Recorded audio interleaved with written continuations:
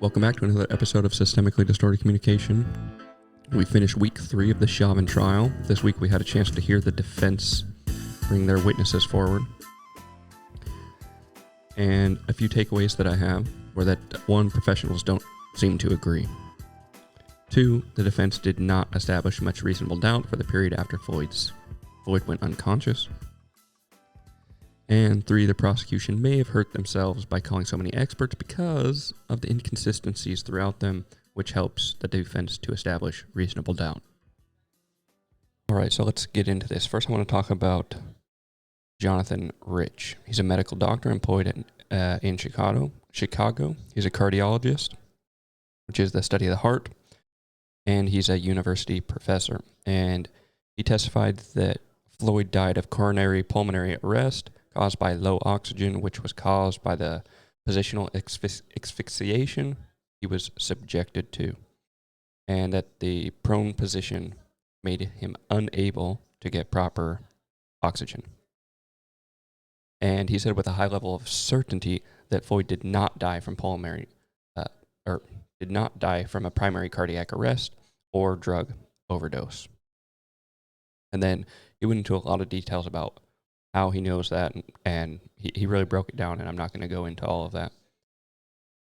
So when he looked at the autopsy, though, he said that the thing that stuck out to him the most is the stuff that wasn't present. So he said the heart looked normal, so he was expecting to see some damage to the heart, but the heart's normal. The coronary artery disease is extremely common, so that didn't stand out as being an issue. And he excluded that from death.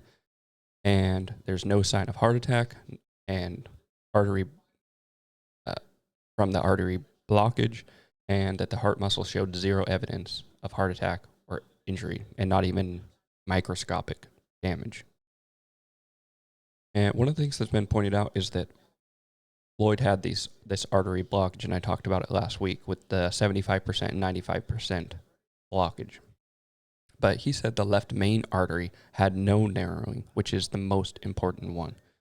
So Floyd had some blockages in the other arteries, but they were not in the significant locations, as significant of a location. And therefore, he was able to rule that out as a cause of death. And he also said that there was no evidence that fentanyl caused his death. Then with that, as far as just from a medical standpoint, he said, because you can hear the officer saying on camera, I think he's passing out. And at that point, they should have known that they need to reposition him. And then when they checked for a pulse and got no pulse, they should have absolutely, in that moment, started performing CPR or any life-saving procedure that they've been trained with. And he was then asked, if Floyd had not been subjected to that 9-minute of restraint, would he have survived? And he said yes. So I felt like this is a pretty strong witness for the prosecution. Well, the defense did their best to counter this, but I don't think they did a great job. I mean, there was just not a whole lot they can ask. They did good with what they were able to do, but I think that this witness was pretty strong for the prosecution. So they went back to the artery narrowing, and they pointed out that people with less than 90% narrowing blockage have died, and the witness confirmed, yes, that's true. And again, over 75% can be lethal. So they're kind of just going back to remind the jury, I think, that, hey, he still had these blockages, even though it wasn't in this particular artery. There has still been deaths from these other arteries being blocked, and Floyd had a very high narrowing. And then one of the things that the defense brought up, which I think backfired on them a little bit, was they brought up that if these arteries are more narrow, doesn't it increase the chances of a heart attack? And what Jonathan Rich said was that, no, it's actually the opposite. If you have less narrowing, you'd be more likely to have a heart attack statistically than if you had more narrowing. And the reason for that is he went in and he described how the heart is a muscle. So when you get these restrictions in certain vessels, it creates more. So you get a large restriction in one, and it makes more vessels in other areas to make up for that blood restriction. That's why somebody would be apparently more likely to have a heart attack with less narrowing. Because if there's less narrowing and then they suddenly get a blockage, there's no other avenues for the blood to go to. So you just have that particular artery. But in Floyd's case, there's this restriction, so his heart has adapted over time and created all these other avenues for blood flow. I thought that was pretty interesting. He also went on to say that the prone position, when answering questions from the defense, that the prone position is not inherently dangerous on a healthy person. And the defense also asked that with all the problems combined, the drugs, the blockage, or the narrowing, the adrenaline, the struggle, wouldn't that contribute to the danger in his death? And he said with the review of all the evidence that he saw, he didn't see anything to support that being true. Prosecution also decided to bring up Illinois Floyd's brother. I'm taken back by this because it's I guess I would understand why they would want to do that, but I don't know why it would be allowed. It did not contribute anything to the actual trial. And they went and talked about how, when they were growing up together, the type of person he was, how he liked cooking, his personal life, telling a little bit of stories about him. How he was a leader in the community. This doesn't make it just, to me, this doesn't make sense bringing this into a trial like this. It seems to just take the attention away from the facts of what happened and try to bring in outside information about the type of person he was. The type of person he was has nothing to do with the facts of what were happening on that particular day. It would be like the defense bringing in, people from Floyd's past that were related to the crimes that he committed in the past to talk about what a bad person he was. It just wouldn't make sense. It does not. It just doesn't connect to this particular situation. So I found it odd. And then on top of that, I found it even more odd that the news updates that I was getting after this, so before I had a chance to see the trial because of my time difference, I have to watch it after it, so I don't watch it live. I wake up in the morning and all the news things that I'm getting, the notifications on my phone, are saying that Floyd was a mama's boy. How, out of everything that they had in that day and the important testimonies, how is it that the headlines from these media outlets is that Floyd's a mama's boy? As if that would contribute to him being anything. Anyway, I found it a bit frustrating and it just didn't make any sense. And just another reason why, if you're following the media on this trial, you're going to be horribly misled. This was Seth Stoughton. He's a law professor. He wrote a book on evaluating police use of force. I thought he was a pretty strong witness as well. However, he said some things that I disagree with, and he also said some things that contradict what other prosecution witnesses have said, which is kind of going into what I said earlier about that opens the door to reasonable doubt. If you have professionals in the same area and one of them is saying that what the officers did was reasonable until one point, and then the other one is saying it's reasonable or it's not reasonable at any point, it shows inconsistency, that policy is different in different locations, and it's a bit fluid based on the person's personal opinion of the danger in that situation. So one of the things that he said first was they were talking about passive and active resistance. And so, for example, like passive resistance would be they don't want to put on handcuffs. They don't want to get in a car. And then the active resistance is actually physically resisting that action. So, and then they need to take into consideration the threat from that. So a passive resistance doesn't offer a threat to where an active resistance does offer more of a threat.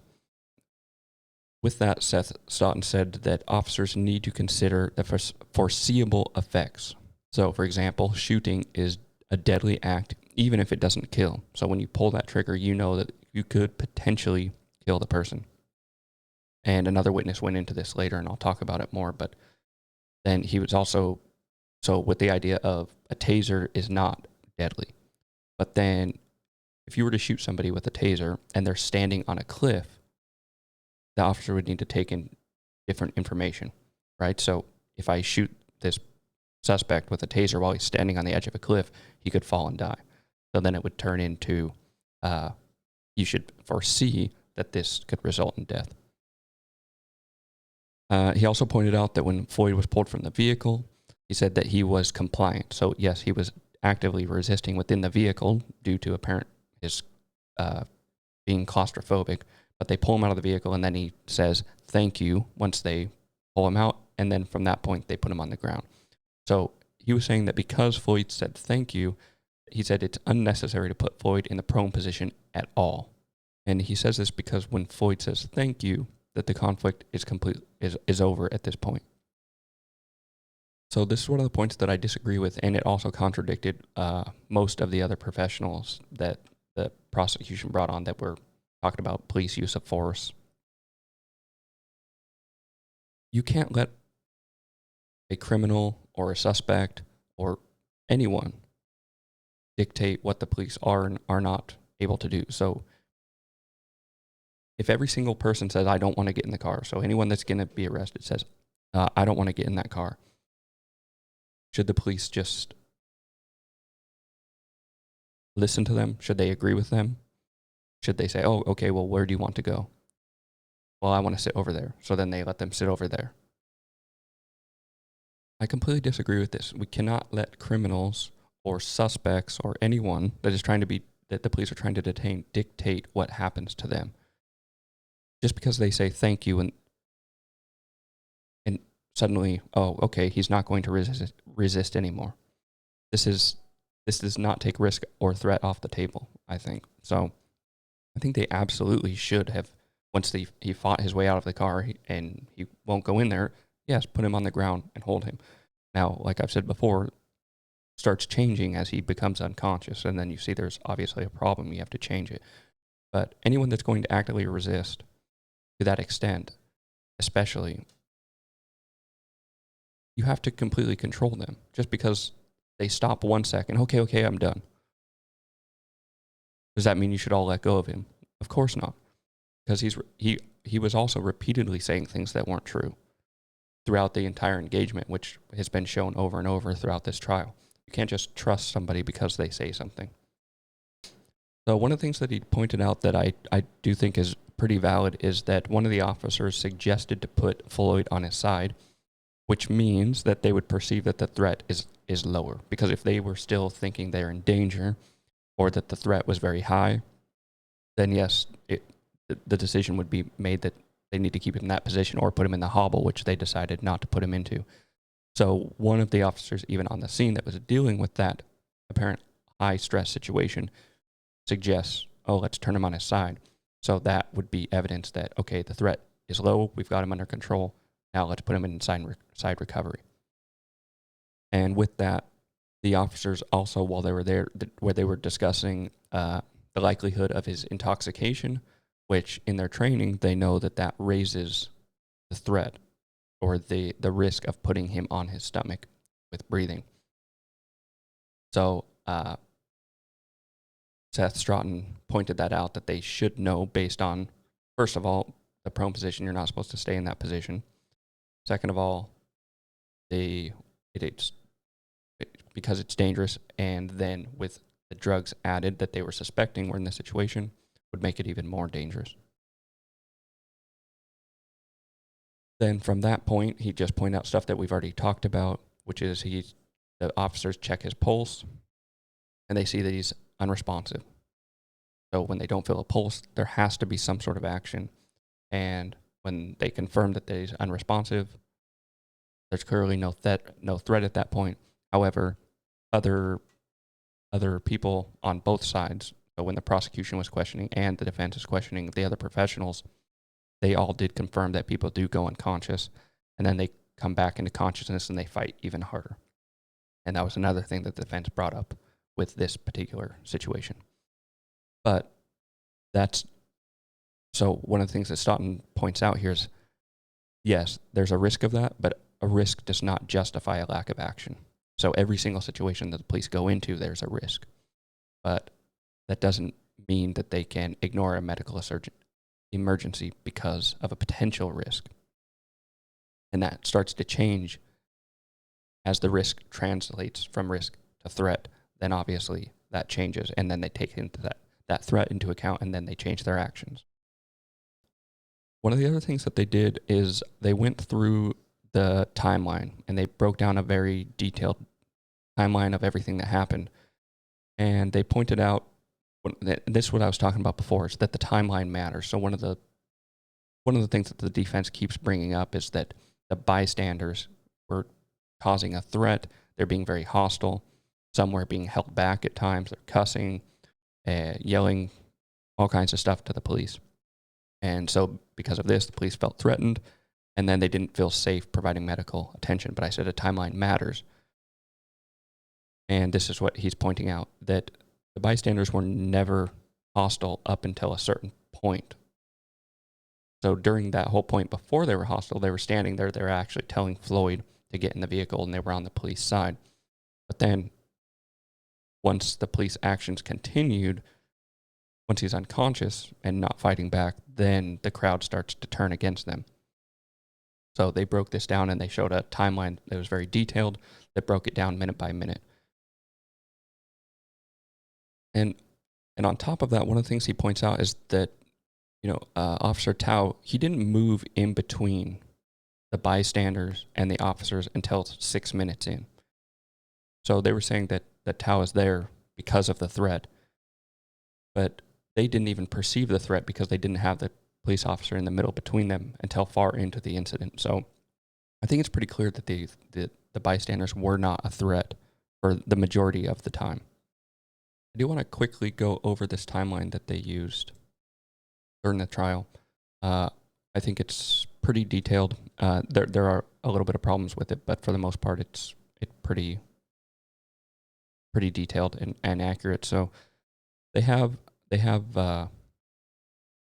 it goes from left to right, and it's basically at the start is 8:17. I know that most of the people that are listening, the large majority are audio only, so I'll do my best to explain this, but basically a timeline from 8:17 roughly to 8:30, and it breaks down the time from when the defendant arrives, and the defendant arrives at 8:17 and 40 seconds.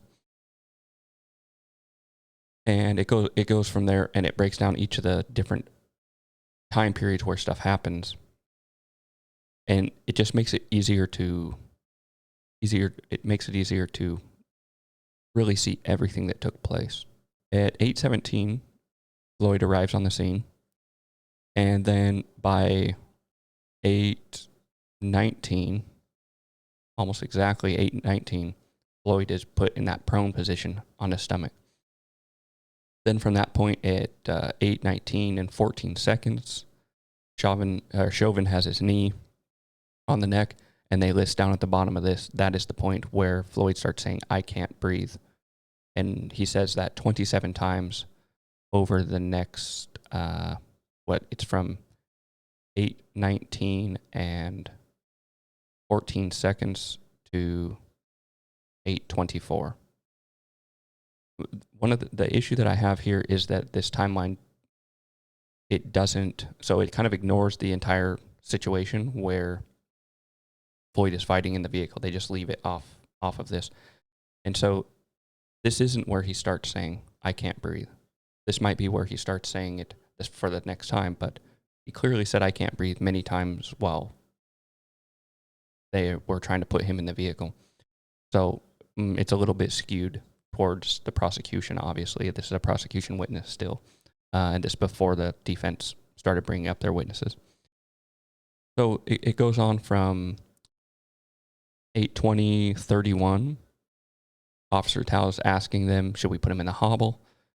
Where The response is no. Then at 8:21:50, the officers point out that Floyd is likely intoxicated. And then at 8:22:18, the defendant, it says that the defendant is ignoring the police for help. Again, to me, this doesn't say much, because in a large percentage of situations where you have someone being arrested, they will be making excuses, saying all kinds of stuff. So from the police perspective, the things Floyd was calling out and yelling about were the exact same before he's on the ground. So you can't expect them to know that, okay, this time maybe they're real, but last time they weren't. It's just an unrealistic expectation. So that was at 20:22:18 or 8:22:18. And then at 8:22:22, there's more bystanders starting to gather. Okay, so he's been on the ground for a while. You had that first bystander, the older gentleman that testified during week 1 about what had happened. He had been there most of the time before that, and he was the one encouraging Floyd to follow instructions. And then you go from 8:22:22 to 8:23:47, and the officers ask if we should roll him over. And Chauvin says, no, he's staying put. So this is 3 things that the other officers have asked. Like, should we hobble him? No. They point out he's intoxicated. And then they ask if they should roll him over. Then so that's from 8:23:47 to 8:24:40. And they point out that he's passing out. So basically 1 minute later, after they say, should we roll him over? 1 minute later, they say he's passing out. And then there's still no action taken. And then from that point on, Floyd is silent after that point. That is 8:24.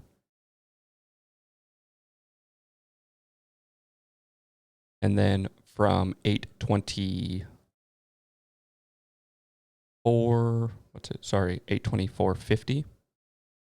Floyd is completely silent and not moving.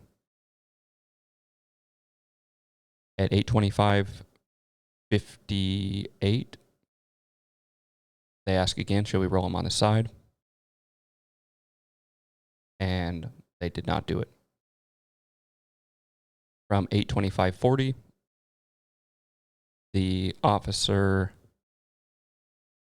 one of the officers checks twice to find a pulse. They did not find it, and they still didn't change their action. Then at 8:27:33, they point out again that Floyd is not responsive. And then at 8:28:42, Chauvin lifts his knee off the neck or back area for paramedics. So I think it does a pretty good job of breaking this down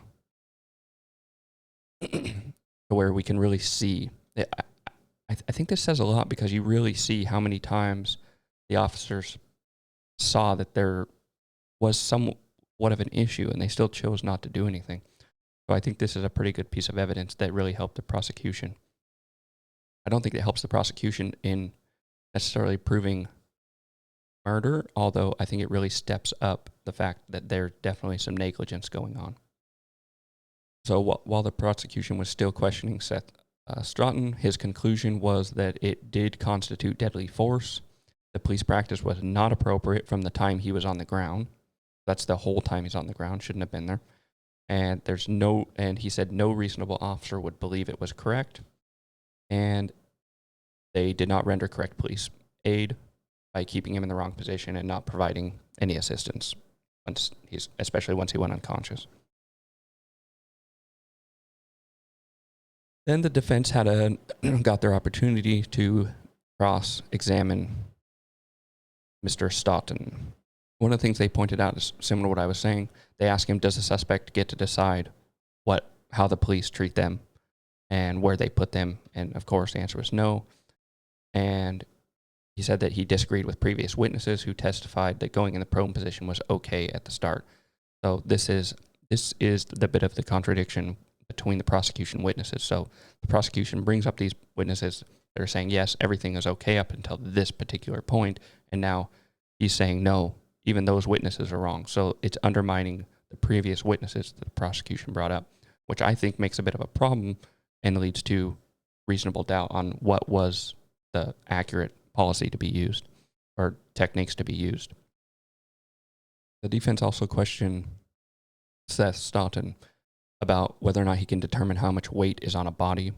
And of course, he said he could not. And then whether or not physical characteristics present a larger threat or risk for officers. And he confirmed, yes, that is true. And so this is going back to Chauvin being a very small guy. He's 140 pounds. And Floyd being 220, 30, or 40. I can't remember. I think let's split the difference and say 230 pounds. So he's a pretty big guy.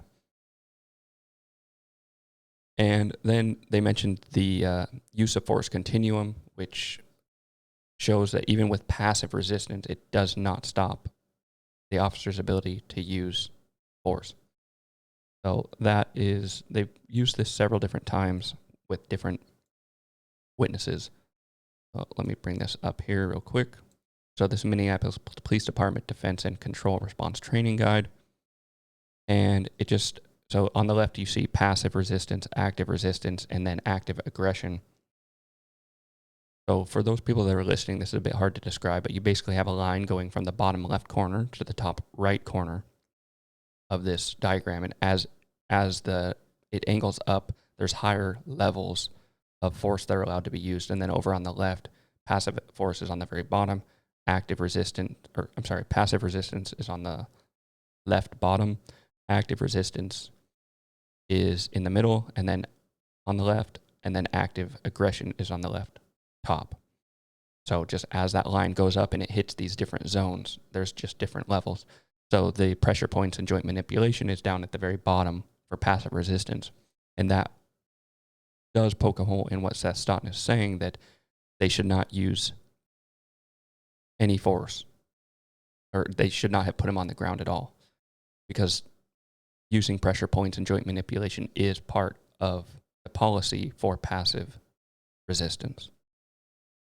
However, if you go up a little bit higher into the active resistance, then you see distraction techniques, controlled takedowns, and conscious neck restraints. And that's for active resistance. So then what you get is the argument that, no, he was not active resisting, but he was active resisting like 1 second before in the vehicle. He hits his knees coming out of the vehicle.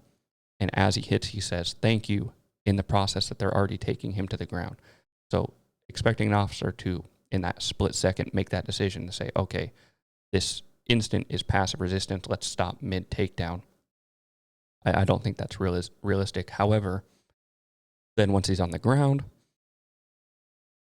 the argument from the prosecution is that this is passive resistance and they're still using a conscious neck restraint on Floyd. But what other witnesses have pointed out is that no, he's still wiggling around and moving. He's kicking his legs, which the prosecution's experts has then brought forward saying, no, these are simply attempts at breathing. He's not actually resisting. So you have this problem where one action the exact same action can mean two completely different things. And officers are not professionals to say, oh, this particular type of movement is him trying to breathe or him having a medical emergency, because they're not trained in that area. They know they're trying to hold him down and he keeps moving around and wiggling and they keep saying, stop, hold still. And he's not doing it. But you would have the same thing happen if someone was to hold your head underwater and then tell you to hold still. And if you're slowly dying, you're obviously going to be struggling and fighting just as a natural body reaction. So it's really hard to make a determination in this case, and I don't think you can expect an officer to know the difference. Okay, now I want to get into a little bit of the defense. witnesses. So first they called Scott Creighton, and he had an occurrence in 2019 with Floyd to show and they brought him on to show the effects of opioids and not to establish anything about Floyd's character. They had pointed this out to the jury beforehand, but it seems to me like this is kind of directly towards his character or his tendencies, not necessarily how the opioids affected him. And earlier I criticized a little bit how they brought his brother on and saying the defense then could bring people from Floyd's past about the bad things that he did. This I see differently, and here's the reason why. Not hypocritical. Here's why I think that is. Because this particular witness had a very, very, very similar interaction with Floyd in almost like the exact circumstance of what happened before. So in 2019, and so anyway, I think it shows a pattern of behavior which directly relates to this particular situation. And I'll explain what that is. So in 2019, he did a traffic stop, and he went up to the window and to the passenger window, and it was Floyd sitting there in the passenger seat, and he was not being responsive, and he wasn't listening to commands. And then he was acting nervous and strange, and finally he gets him to put the window down, and he's saying, "Please don't shoot me." And the police, he's asking him to relax, calm down, just undo his seatbelt. He said, "I'm not going to shoot you. You're going to be fine. Just listen to what I'm saying." And then on the recording, you hear yelling, "Open your mouth, spit out what you have," and repeatedly ask him to spit it out. And I believe that was the other officer talking to the driver. So the implication there is that the police are coming up, and then they put a bunch of drugs in their mouth, hide them. And so Floyd just keeps yelling, "I'm not a bad man. I'm not a bad man." And then they eventually get him out of the car. So at first it seems like, okay, well, that was the driver putting the drugs in his mouth. So the person yelling, "Spit the drugs out," doesn't necessarily matter. But then the next person they bring up is Michelle Mosing. And she is a retired, she's a retired paramedic who worked on Floyd that day. So he was in jail, and they brought her in. They did his blood pressure, which was 216 over 160, and later took him to the hospital. And he admitted to her that he took opioids about every 20 minutes. And then he took more as the officer was approaching the vehicle. So that means that seems almost identical to what happened in this recent case. So he said he swallowed 7 to 9 pills every 20 minutes. I'm assuming that was 7 to 9 pills every 20 minutes taking one. So a total of up to 9 pills. And then whatever he had put in his mouth when the officer came to the vehicle. And I think this is important because even in the footage, which they talk about with another defendant, or another witness, they show the footage of Floyd when they come to the vehicle, and he does have a little white thing in the back of his mouth on his tongue. So, and I will talk about that a little bit later. The defense also called forward Shawanda Hill. That was the lady that was with Floyd in the vehicle that day, and that was also the person that George Floyd's girlfriend said was one of the people that sold them those bad pills. So between her and Maurice Hall, they were getting those questionable pills from, and those were both the two people that were with him in the vehicle. And she testified that she had ran into Floyd in Cup Foods, and then they went out to the vehicle. He was acting fine in Cup Foods, but he had said that he was tired. Then they got in the car, and he just passed out. So he falls asleep in the car. She said they tried to wake him up, and they could not. So this goes along with the line that he had taken fentanyl because it makes him more tired. And it goes into what I was saying before, is that, yes, fentanyl would lower the heart rate. And then, what was it? Dr. Tobin said, no, I can count the beats and it's normal. But that would make sense because it's low. And then he gets in this big fight with the police officers and he's being held down on the ground and it raises it back up to a normal level. Where if I go through a struggle like that, I think a minute or so, maybe a little bit longer, I'm going to have a pretty high heart rate with the amount of struggling that was going on there. So anyway, she says that try to wake him. And he would wake up for a moment, he'd say something, and then just pass back out. And they tried to wake him more, and they couldn't. And then he was awoken by the police coming to the car. I think this is pretty important because it does show the behavior of somebody who has taken opioids. If he did take more as the police were approaching, that would explain a potential cause for his medical condition that followed. The defense also brought forward Peter Chang. He was the officer that was across the street, and during the struggle, he was with Maurice Hall and Chauvin Hill. And I didn't find his testimony particularly important. He said that he was concerned. He was viewing what was happening. He saw the crowd was very hostile, and he could see it was gathering on each of the street corners. There were groups of people gathering. And it was also busy traffic, so that gives the idea that there was a threat there, and the officers felt surrounded and uncomfortable with the hostile actions. But at the same time, we already talked about how that timeline comes into effect. And then he also he couldn't hear what was actually going on. He just heard the sound, so he didn't understand the buildup.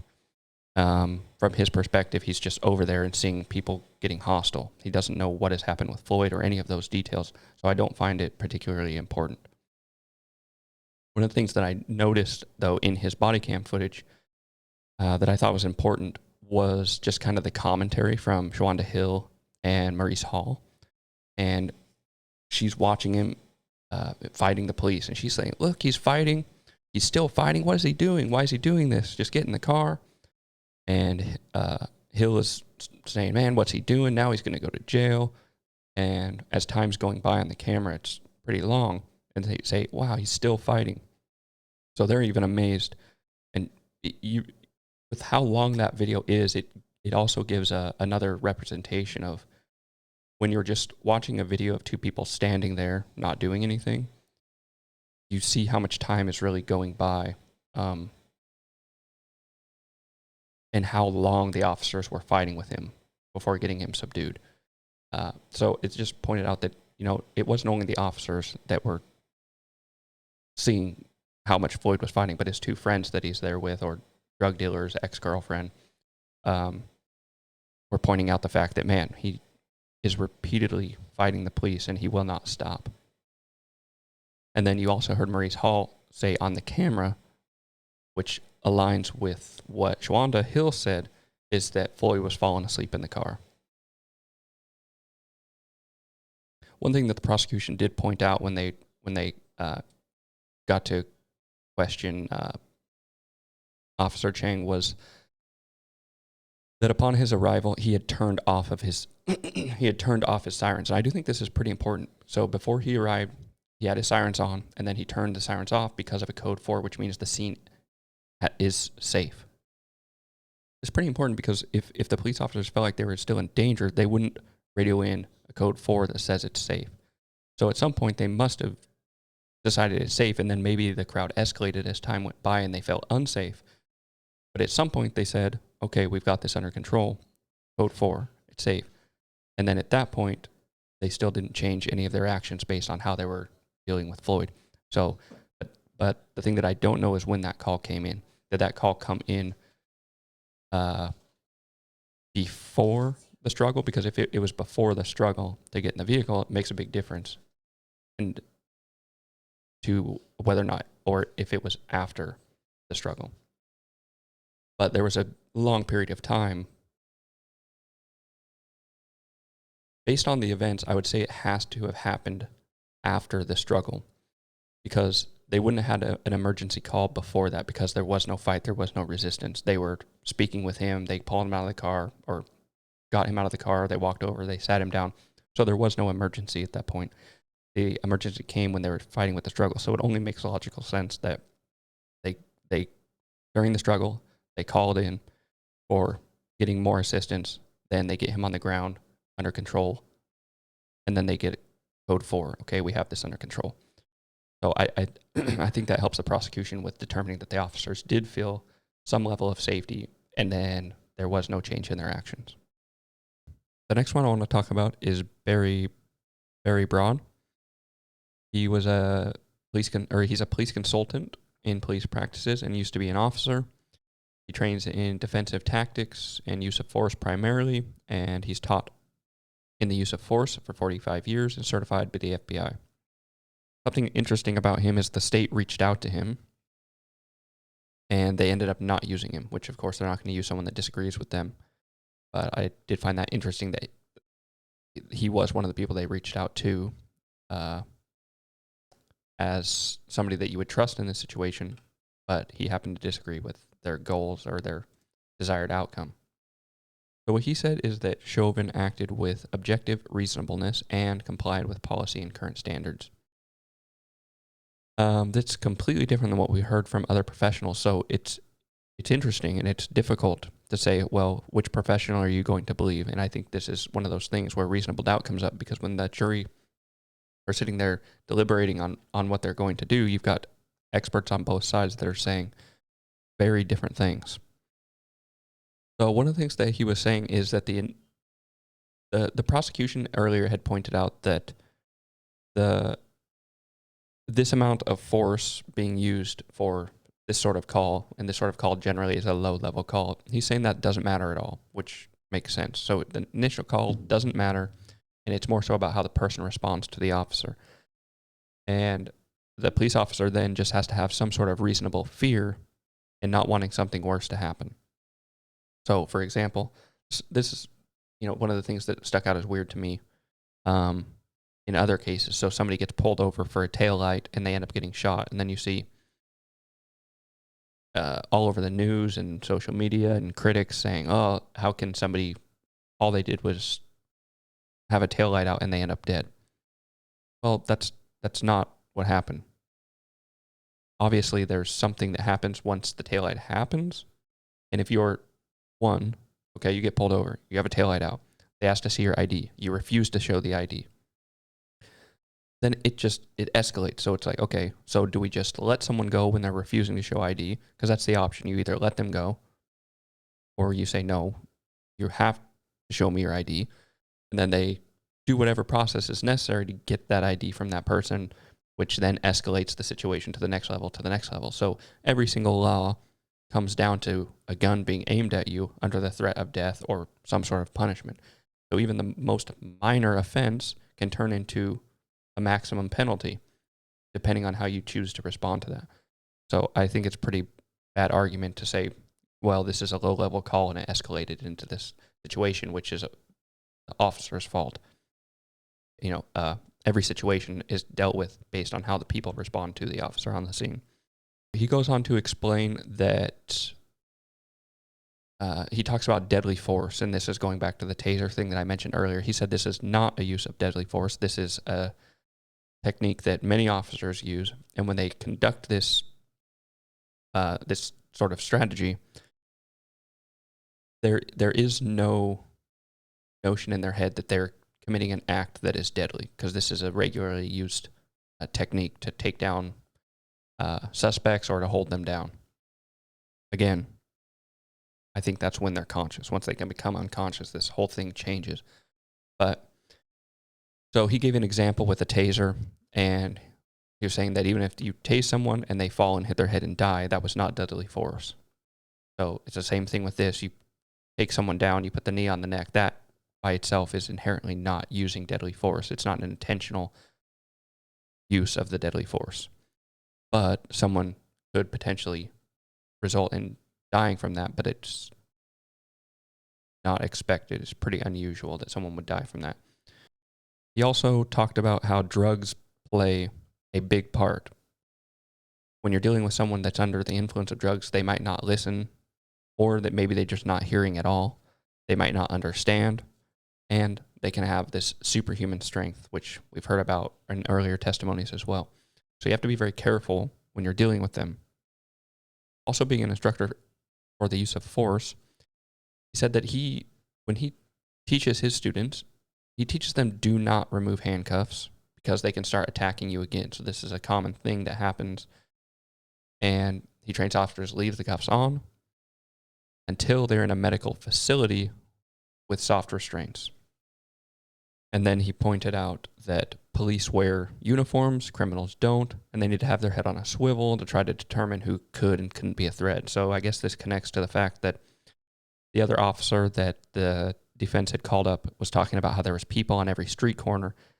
So if you were the officers, maybe you're paranoid that you don't know which one of these people could or could not be a potential threat. But again, the timeline matters. So these people wouldn't have been a threat until halfway through the situation when they were becoming more and more upset that there was no change in the officers once Floyd was becoming unresponsive.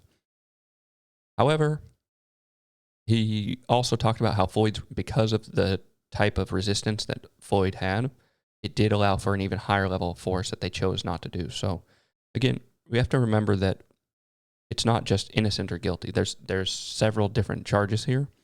And so each one of these things that they're talking about matters for a different charge. So yes, Floyd's resistance allowed for a higher level of force may not matter for the lowest degree of charge when you consider the negligence. But when you're thinking about the highest charge and whether or not this is murder, and then you go into the fact, is it intentional? If you have a spectrum of force and you choose to go down several layers to a lower level of source that is not known for causing death, that kind of strikes that intentional murder or the second degree accounts, depending on which one we're looking at. But I'll go into those a little bit later. He also said that he doesn't consider the prone position that prone control as a use of force, but it's more just a controlling position. I'm not sure how much I agreed with this, and the defense also not the defense, but the prosecution, during their cross, they went into this a little bit as well and kind of broke down where is the line and how can he say that that is not a use of force, but it's based on the definition in the policy. Holding someone down, even in control position, is a type of force. So he kind of definitely messed up there, and it hit on his credibility a little bit. He also talked about why this control was important and how even on the ground, so this is what I talked about earlier, whether you're getting choked to death and you're flailing or you're losing oxygen or you're being drowned and you're flailing or you're just resisting, it all looks the same. So he went in and talked about how they were still active resistance while on the ground, and he was appearing to kick at the officers, but the medical experts said no, those were not. That wasn't resistance. That was the brain function starving for oxygen. And so they went in talking about that and the differences between those and how an officer wouldn't know the difference.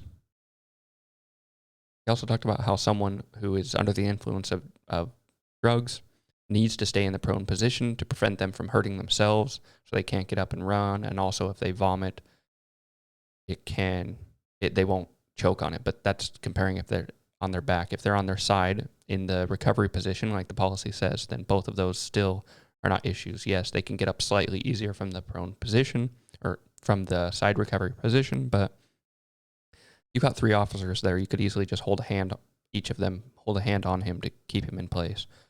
So I don't think that's a super valid. And he also talked about how we can't just take the word, a criminal's word for it. So, for example, Floyd was saying, I will get in the car, I will, but he wasn't. And he kept saying, yes, I'll do this, but then he wasn't. So also when he's shouting, I can't breathe, when he clearly could breathe. So throughout all of this interaction, Floyd has repeatedly said stuff that the police officers have determined is not true. So as you would expect, they just continue to not believe him when a more serious issue comes up. He also talked about in his training where positional asphyxia is generally just with obese people, so you don't necessarily have to be concerned about it unless the person is obese, where it's more of a serious issue. So generally somebody that's healthy will not have any problem being in that prone position. And he said that the reason to not put him inside recovery was because he's up against a tire and they're in a busy street with traffic going by, and the crowd issue, and from his opinion, what it had looked like and what the police may have thought is that he was still resisting. So then you have like a 3-minute period where he's not moving, but because of the street and the car, that to hold him in that position until the medics arrive, or the paramedics. Then the prosecution got to question Barry Broad, and they started off by just asking about the side recovery, which I agree with. The side recovery is easy to get to and more safe. And he was asking for yes or no questions. He said yes. And he asked if there's a difference between risk and threat. And he said that there was, and that you can't use force on risk. You can't use force on risk, but you can on a threat. And they were establishing that there's a difference between Floyd being an active threat and being a risk. So when he was saying you keep him handcuffed and you keep him in that position and you keep that use of force because he's still a threat, they were saying that he's not actually a threat. He presents a risk, but he was not a threat at that time. So that goes back to other witnesses who said that you cannot meet risk with force. So you have to wait for there to be a threat in order to use the force. Use the force. So while being questioned by the prosecution, he also confirmed that police should recognize some sort of medical distress, and that he confirmed that there was no difference in the police actions during that 9 minutes from when Floyd was on the ground. So they put him on the ground with that use of force, which he's also saying wasn't a use of force, but to say for this that yes, they had this, that they used the exact same tactics from the beginning of that to the end of that. And he confirmed that yes, that's true. But they also asked him if he saw a change in Floyd from the beginning to the end, and he said yes. So if there was a change in Floyd, which he confirms, then you would expect to see some sort of change in the police, which he says no, he did not. So I think that was kind of a big deal for the prosecution. They also do this, the prosecution also brought up these different images. So they're showing freeze frames of whole things. And I think this is kind of dishonest. And one of the things that the prosecution did, they came up and with one of the other witnesses that the defense brought on and made comments about how whether or not he was trying to purposely mislead the jury or confuse the jury. I think in reality, the prosecution was trying to mislead the jury in a way or confuse them because they're showing still frames. So they watch a video and they find a glimpse, a split second where something matches the narrative that they're talking about, and they clip that and they show it repeatedly. And that's the same image you saw all over the news last week, where they have Chauvin with his knee on the neck of Floyd, and then they've got it zoomed in and you can see on the toe where there's space, light under the toe, so you can see that his whole foot is off the ground. Now, I rewatched this video several times to look and find where that was, and it was the smallest, tiniest fraction of a second where the toe slightly came up, and during that time, he reached out right as that happened. Then he reaches out within that same second and touches the vehicle to push back on his balance to get him back, his weight back on his foot. It's really dishonest. It's this one here. So you can see they've got him here. You can see in the picture, and then they zoom it in.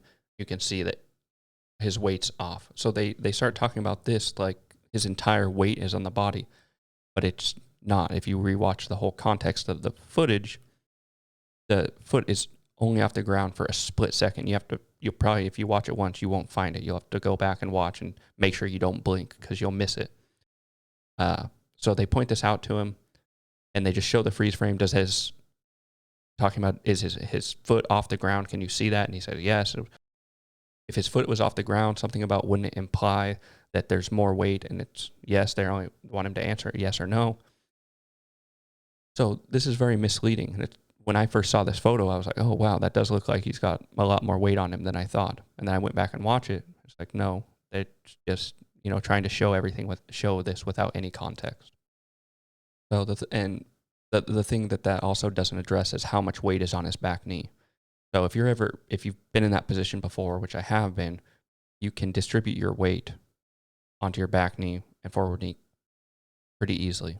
So even if his foot is off the ground, it doesn't necessarily mean that there's a significant amount, like he's leaning his whole weight into that knee. It depends. You have to know the weight distribution, and we don't based on that footage. The prosecution was also asking him about how he was resisting, and Broad pointed out that he didn't have his hands behind his back where a person that's being compliant would. And the prosecution points out like he's fighting for oxygen, and he said, well, he should be laying comfortably with his hands behind his back. Like when I say comfortably, which I'm assuming he also meant was like laying still, not moving, just keep your hands behind your back, resting, so the officers know that you're not resisting. But in the video, you can see him moving and squirming, which, again, the medical people have told us this is because he's struggling for oxygen, so he keeps moving.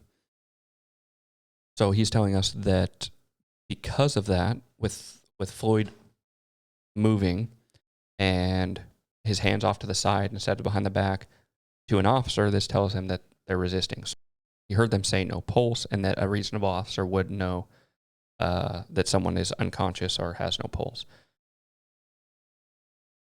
One thing that I would have liked them to ask was, because throughout this trial they've asked a lot of hypotheticals. I would have been curious to hear them ask the question, if you're in that position, or if a reasonable officer is in that position, and someone goes unconscious or has no pulse, what would you expect them to do? Because they didn't ask this sort of question that cuts through all of what he's trained people to do. I think if you come down to it and you get to the most important part, which is the unconscious part, and they stay on him during that time, would he train his officers under the use of force program that he uses to just stay on them and do nothing? Because that would be in direct contradiction to the police policy as well, that you're supposed to provide medical attention. So then the defense got to come back and speak with him again, and what the prosecution also did, they showed a short glimpse, or not even a glimpse, it was a snapshot of Chauvin's, because he was saying, I can't breathe, and they showed a still frame picture of Chauvin's arm around the neck of Floyd, where it kind of looks like he's choking him a little bit. So the defense comes back. One, they show the full video of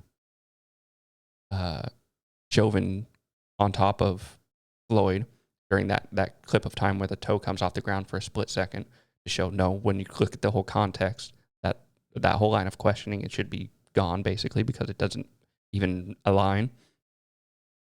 And then they also show the full video of it in the back seat, from the context of with that arm around the neck. And it's very clear when you watch the video, you can even see space in between the whole time, but they found one glimpse of a second where that arm looks like it's tighter on the neck. And then they chose to go on that. But the video, again, the arm is clearly not tight, and there's a bunch of space. So it's very misleading, I think. And I didn't think it was very honest, really, and I thought it hurt the prosecution more than anything to show such a deceptive image that can be then debunked a moment later. Next person that the defense called was David Fowler. He's a retired forensic pathologist since 1986 and worked in the office of the chief medical examiner. He's also a university professor and educator for hospitals and the FBI. And he's a forensic pathologist trainer. And he works with a group of 13 peer reviewers on a forensic panel involved in the case of and there's toxologists, pulmonologists, and physicians and others.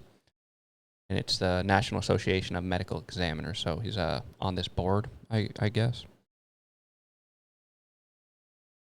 And he went in, first started talking about the death certificate, and there's two parts to it. So one is a cause of death, and two is a significant condition contributing to the cause of death.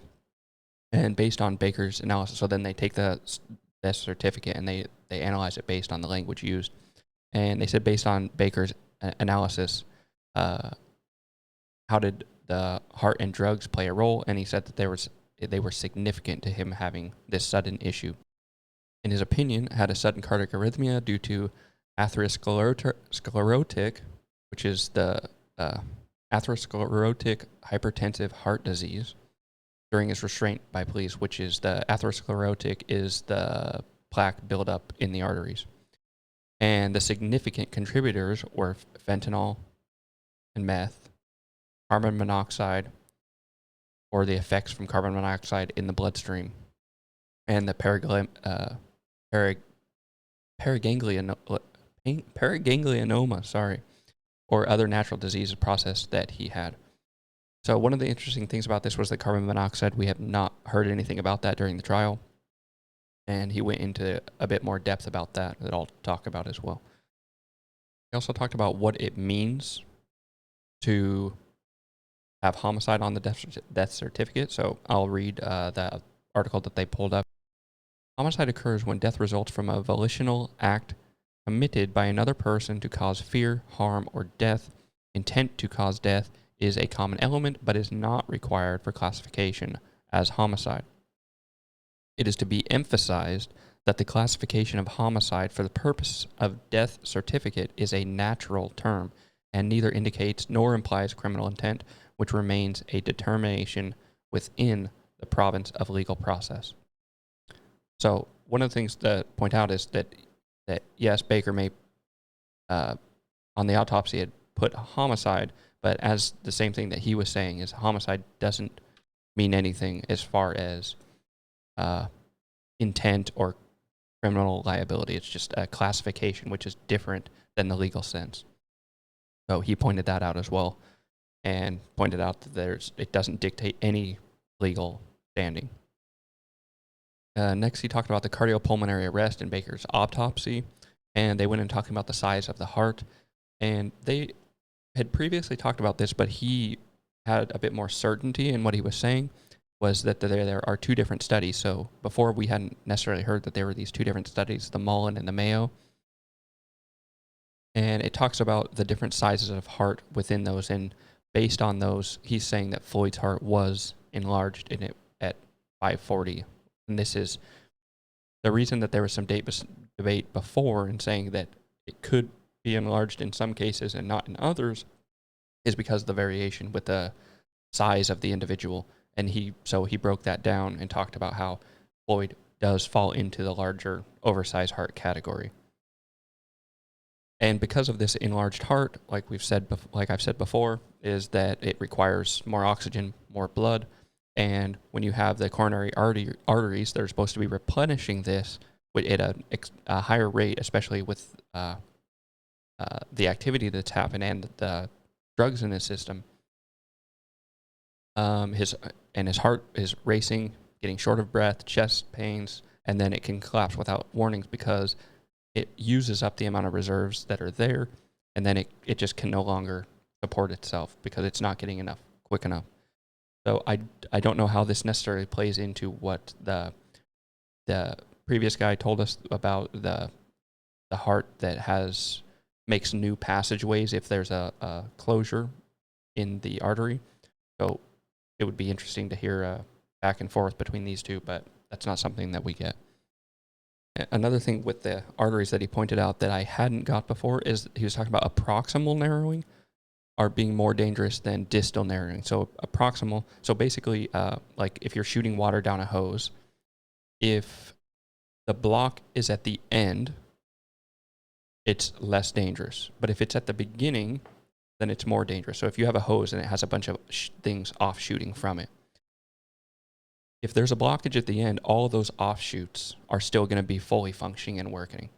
But if you have a blockage at the beginning and you just have water draining through, then all of those different routes are then not getting what they're supposed to get. And something that he pointed out, which was that in Floyd's case, all his narrowings were the approximal narrowings, which are the ones that are closest to the heart. So that means that all of the other passageways from that point on are all being restricted instead of it towards the end. And he pointed out that, and then with that you add the meth, which meth is dangerous because it increases the heart rate and causes the arteries to narrow. With that and stress, which causes adrenaline to be formed and vessels to restrict even more, and the heart rate to speed up. So it's more restriction with higher pressure, and all of that's being restricted. So it's really like mixing the perfect storm to create a problem here is kind of what he was saying. Then he goes into the carbon monoxide, and this wasn't something that we heard before. So he's talking about how that vehicle, apparently the vehicle was running, is what he said, but he was also cross-examined on this by the prosecution, and he said he cannot prove that it was, but he had asked about it, and that was the information that he got back. So the vehicle's running, and then Floyd's head, I guess, is about a foot away from where the exhaust would be. And because of that, they go into the science behind it. I'm not going to go through all that, but it leads to a partial poisoning. And an example that he used was that a taxi driver actually was able to commit suicide by doing this. So he started his car and he went and laid right behind the car, about a foot away from the exhaust, and ended up dying because he just, I guess, fell asleep and died. They pointed out that Floyd's blood wasn't tested, and so you couldn't get an actual reading of how much carbon monoxide poisoning there was in his blood or in his system. And he pointed out that this test that they do with the thing on the finger, it's not actually accurate because carbon monoxide hides from that. So even if you have the 98% oxygen, that can be hidden somehow because it disguises itself as oxygen on that particular test. So you actually need the blood test to do that.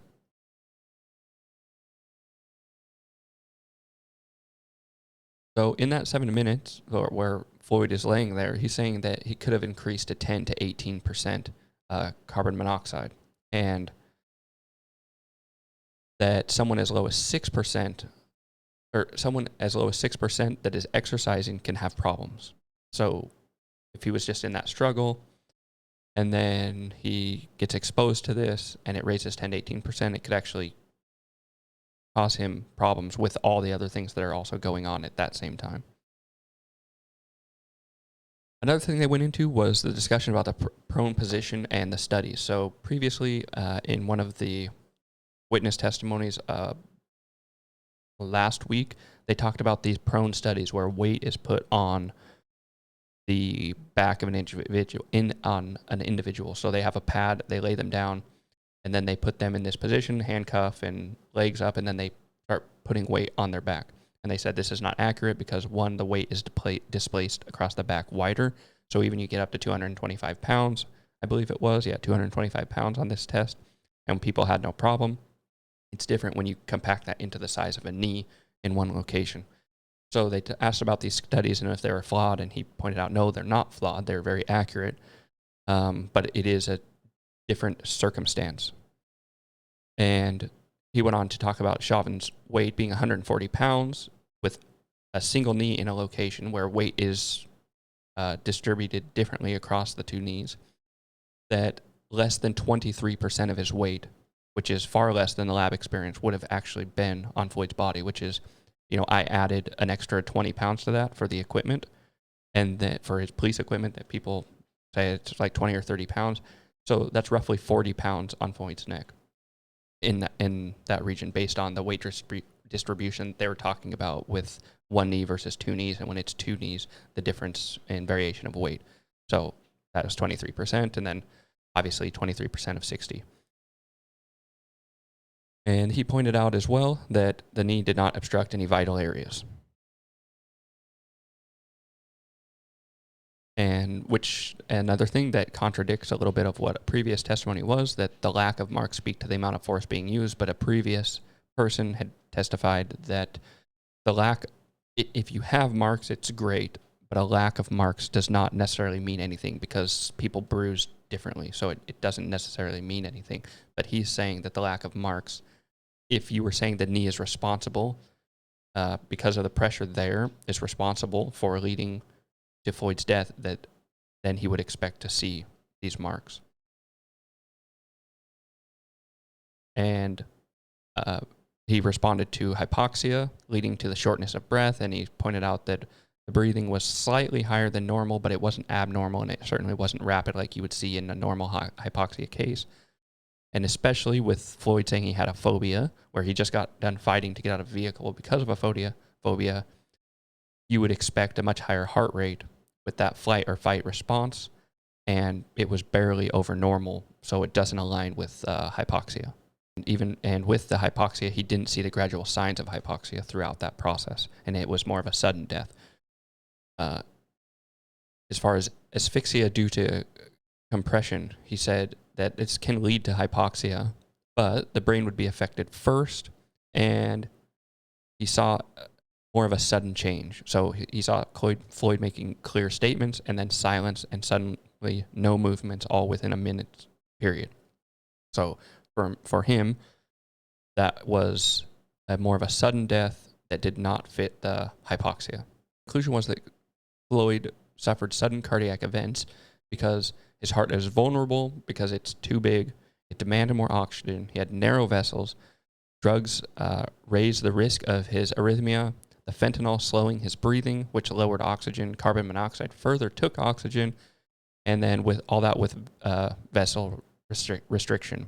And it's all working together to deprive Floyd of oxygen. And the heart exhausted its reserves, and it just couldn't keep up and stopped.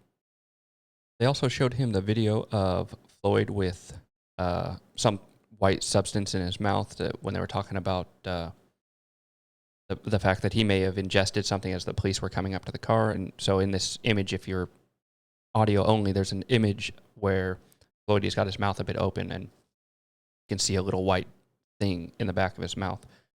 And they were pointing out that this similar to what he did in the previous, in that other case in 2019, where he admitted to putting drugs in his mouth once the police were approaching. That argument was that he did this again, and then it led to him having that overdose, a more severe overdose later. So he confirmed that, yes, it does look like this, and that would be one of the reasons that led to his death.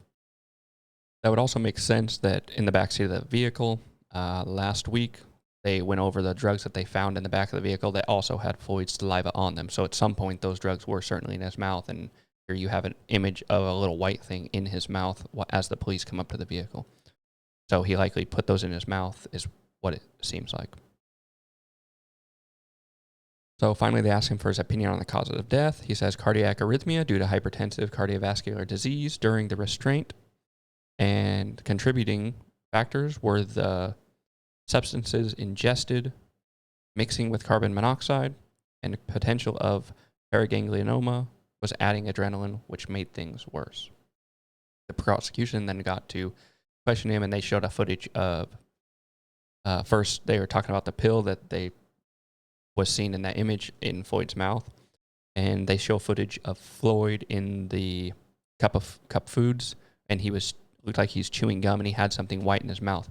However, this camera angle was from a ways away, and the image looked pretty big. It was clearly like a big piece of gum that he was chewing on. But then in this other image, the one that I just showed a moment ago, it's a camera right up close to his face, and you barely see this little white thing in his mouth. So to me, it looked like two different things.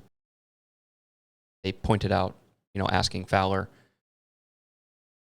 do you know what was in his mouth? Doesn't that white thing also look like this white thing? And he confirmed, obviously, he doesn't know for sure what was in his mouth. And yes, it does look like the same thing that he was chewing in the store.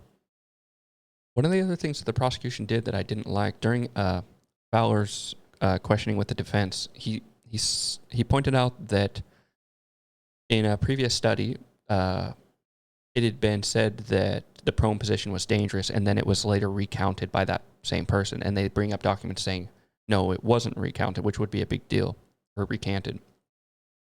And so they show him this document that where the author says that the prone position is still dangerous.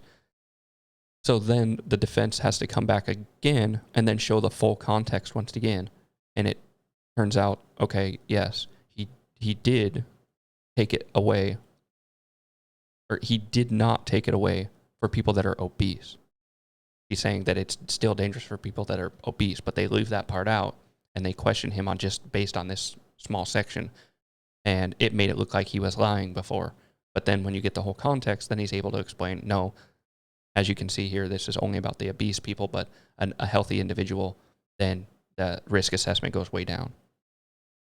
However, he does confirm when he's asked that if immediate medical attention was given right once the cardiac arrest took place, could it have potentially saved him? And he said yes. And they asked him, do you think he should have received medical attention? And he says, as a physician, I would agree. So that's pretty big. And this goes back to what I've been saying for the last couple of weeks now, is that all the stuff that they did maybe is warranted up until this point. But once he's unconscious, it absolutely should have changed something, and it didn't. And they also ask him about the fentanyl, about how his heart rate was only maybe a little bit above average, and shouldn't the fentanyl have slowed it down? And he confirmed that no, that's not necessarily the case, which is kind of what I was arguing before.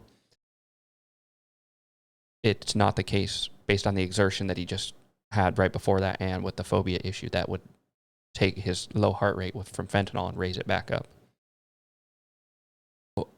And the last thing is the carbon monoxide. So this is a little bit of a weird situation. They came in the next day to bring Chauvin back in to discuss this, and the judge said you cannot talk about the testing of the carbon monoxide because they get the report a long time ago, and they chose not to look into this and get the information.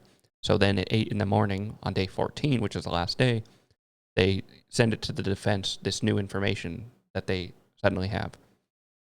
But Dr. Fowler had already left.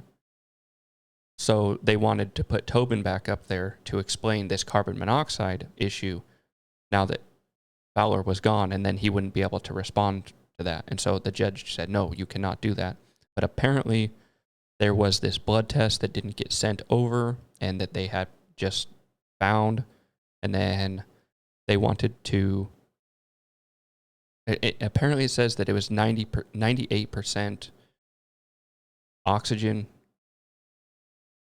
and so the max of carbon monoxide could have been 2, and I don't know the science behind that, but I guess it doesn't mean that it's 2, it just means the max it could be is 2. So then if it's 95, the max it could be was 5. But it's not necessarily 5. And that contradicted a bit of what Fowler said before. And so the judge said they could not talk about it, but then they brought Tobin in, and Tobin still talked about that briefly. He touched on it, and the judge specifically said not to, and that if he did, it'd be a mistrial. So that was a little bit strange that that was allowed to happen. So as far as the carbon monoxide, it sounds like that wasn't an issue, but the jury didn't get to hear the whole situation about that. And so the amount that they got from Tobin was, kind of like half of the information. And then they still have the other information from Fowler. So I don't know where that's going to lie. All right, so now for the last time, I want to go over the charges. First, I want to go over the second-degree unintentional murder. So, causes the death of a human being without the intent to effect the death of any person while committing or attempting to commit a felony offense other than criminal sexual conduct, I don't think that they can get a conviction on this because they can't show that this act itself was a felony, because you see police officers doing it all the time. The knee on the neck is debatable. There's different angles that show the knee, sometimes right on the neck, sometimes it looks like it's on the back. And then you see in the police policy manuals and the PowerPoint they showed, you have this exact same position being taught for police to do. So the next one we'll talk about is the manslaughter in the second degree. By the person's culpable negligence, whereby the person creates an unreasonable risk and consciously takes the chances of causing death or great bodily harm to another. The challenge with this one is the unreasonable risk, creates an unreasonable risk and consciously takes a chance of causing death. I'm not sure that anyone has shown that he consciously takes the chance of causing death by using this police procedure, but I guess the argument's going to come in when the jury's talking about once he's unconscious and he chooses not to take any different action, is that the unreasonable risk? I think it could be the unreasonable risk, but I'm not sure if he consciously takes the action of causing the death because of some of the contradictions in the testimony and the defense witnesses that claim that this is within the policy and within the rights of the officer. And then finally is the murder in the third degree. Whoever without intent to effect the death of of any person causes the death of another by perpetuating an act eminently dangerous to others and evincing a depraved mind without regard for human life. This one I think is difficult as well because I don't know how I'm not sure that they've proven that without regard for human life. And I'm not sure that they've proven anything about a depraved mind. And I'm not sure that they've shown that this is an eminently dangerous act. Because again, we've had several testimonies that say different things from experts on both sides, and even the prosecution's experts have contradicted each other at different times. So that causes a problem. I think getting guilty charge on any of these without reasonable doubt is going to be a real challenge. And I think there's a really high probability that there's a hung jury, and it's going to be a big problem because there's going to be crazy riots because of this. But to be honest, any one of these charges, if anything is not guilty, there's going to be riots. Even if all three were guilty, there's still going to be, I presume, riots and destruction. So it's just one after another. And even if he's guilty, probably still going to happen because that doesn't speak to the larger picture. And they're still going to say that the United States justice system is inherently and systemically racist, and that one case doesn't mean that that's been fixed. So it really won't make any difference. But I think there's a high probability of a hung jury or guilty. I don't think that there's going to be an acquittal. I think if this wasn't a high-profile case, then maybe could be. But the other thing about these jury members, they're going home every night and they're just asked not to read the news. I feel like they should have been sequestered from the beginning because I don't know how you can trust people to go home and not look at any news. And especially with this case, if you were to read the news, you could have a complete misconception of what's being presented and how it's being taken because it's just completely dishonest. So I hope that the jury is honest and not looking at any news, and staying off social media, but who knows? So they got a long weekend, and then on Monday they will hear the closing statements, and then jury will begin their deliberation.